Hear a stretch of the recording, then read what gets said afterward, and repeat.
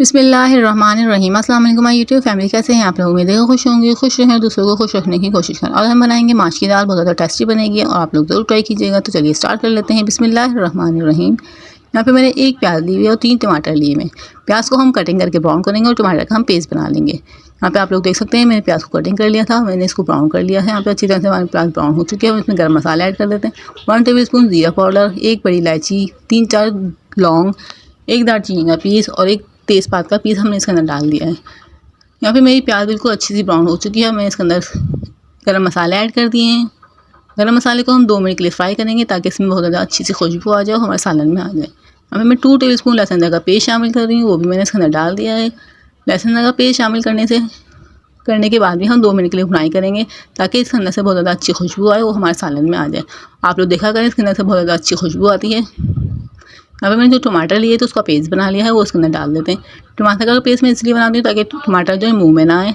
मुंह में आते हैं टमाटर तो वो बहुत ज़्यादा बुरे लगते हैं। तो आप लोग भी इस तरह पेस्ट बना ले करें या आप लोग को जो पसंद हो उस तरह से डाल सकते हैं। यहाँ पे मैं स्पाइसेस ऐड कर रही हूँ। 2 टेबल स्पून लाल मिर्चें डाली हैं, 1/2 टेबल स्पून धनिया पाउडर डाला है, 1/2 टेबल स्पून हल्दी पाउडर डाला है, 1 टेबल स्पून नमक डाला है। स्पाइसेस कम ज़्यादा अपनी मर्ज़ी से कर सकते हैं आप लोग। और नमक मैंने अभी कम डाला है तो हम बाद में पानी में डालेंगे जब नमक को टेस्ट करके डाल देंगे।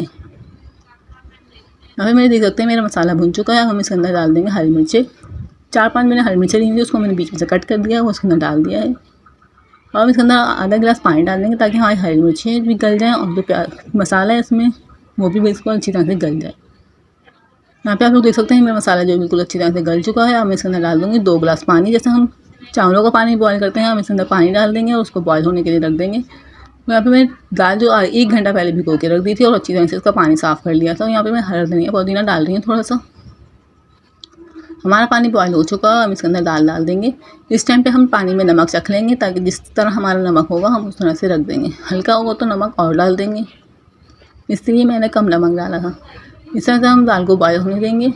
जब इसका पानी कम हो जाएगा तो हम इसको चेक करेंगे, जितनी गल जाएगी उसमें हम रखेंगे और हम इसको फिर दम पे रख देंगे। जैसे हम चावल दम पे रखते हैं इस तरह से हम रख देंगे। यहाँ पे मैं 1 टेबल स्पून गरम मसाला ऐड कर रही हूँ, इससे बहुत ज़्यादा सालन में अच्छा टेस्ट आ जाता है, तो आप लोग भी ज़रूर डाला करें।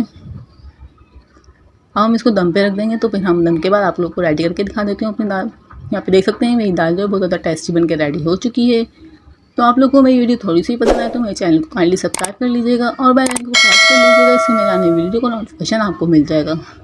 वीडियो को ज़्यादा से ज़्यादा शेयर कीजिएगा, ज़्यादा से ज़्यादा लाइक कीजिएगा और प्यारा सा कमेंट भी करिएगा।